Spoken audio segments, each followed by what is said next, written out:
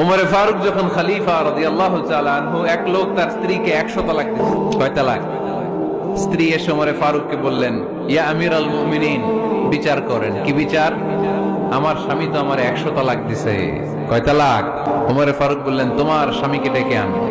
ডেকে আনা হলো। বললো, ঘটনা কি? তালাক দিবা 3টা, 100টা দিলা কেন? কয় রাগ হয়েছিল অনেক, মেজাজ গরম হয়ে গেছিল।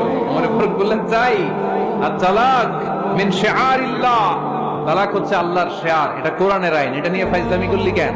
এদিকে আয়, বিচার কর। জামাই বউরে বসায় তিনি বিচার করে দিলেন, 3 তালাকে তোর বউ তালাক, বাকি 97 তালাক তোর পিঠের উপর পড়বে।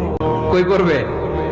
এবার জল্লাদ নিয়ে আসা হলো, চাবুক নিয়া, ওয়াহিদ, ইসনাইন, তালাতা, আরবা, খামসা, এক একটা চাবুক মারে আর সিল্লাত মেরা ওঠে স্বামী। কয় সব তালাক তোর পিঠের উপরে দিল। এরকম বিচার যদি ওমরে ফারুকের মতো বাংলার জমিনে থাকতো, একটা বদমাইশ খুঁজে পাওয়া যেত? Lower your action. রেগে গেলে